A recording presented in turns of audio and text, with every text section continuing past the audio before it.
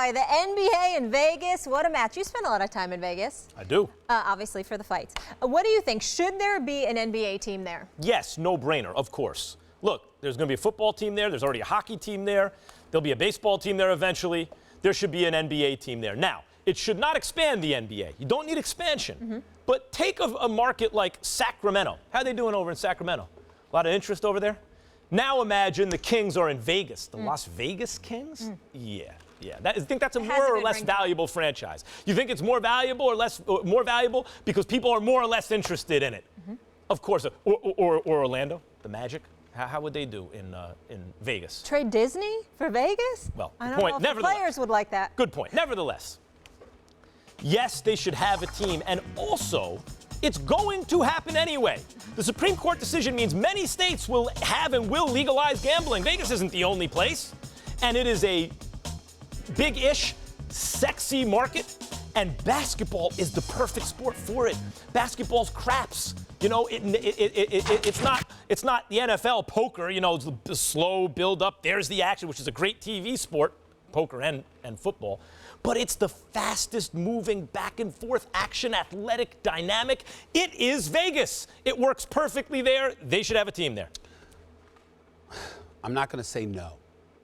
I certainly don't. I'm in no position to disagree with your points. But I am a bit more concerned than you are. Here's why.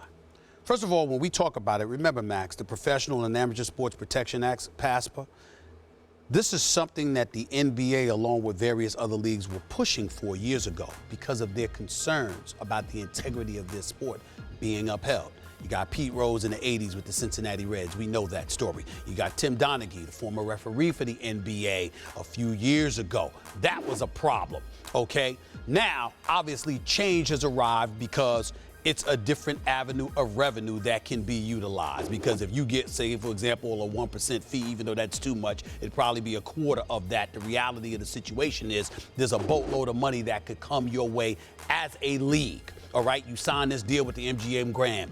It's north of $25 million, according to our very own Darren Rovell. Okay, we get all of that. Here's the problem. It's a drop in the bucket. It's a non-exclusive deal. You're free to make, to engage in a partnership with other, betting avenues or what have you if you're the NBA. But the reason I bring up the money with the NBA is because obviously you're getting paid.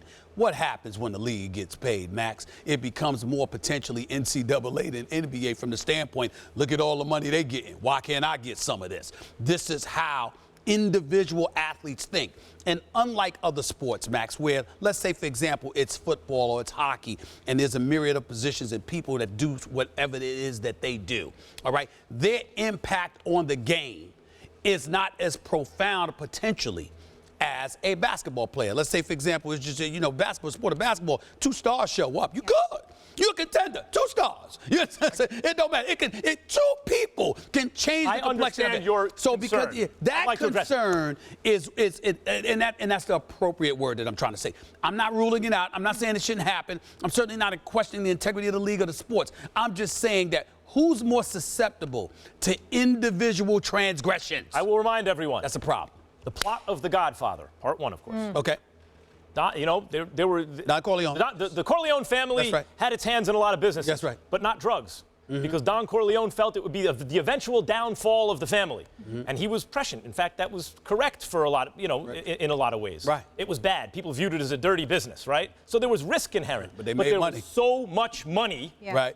that when he tried to avoid it, it was almost the downfall of the family, Stephen A. Right. All the other families, as Tom Hagen pointed out, can buy more political protection, et cetera. The Corleone family will be outcast. But let me remind the NBA should not be outcast. But let me remind you what we're talking about here. We're not saying it shouldn't happen. What we were talking about is whether or not a team should be in Vegas. Yeah. You guys, we got to leave it there. All I know is I covered an all-star game in Vegas. You were probably there. Oh, I was there. Got wild. Lovely.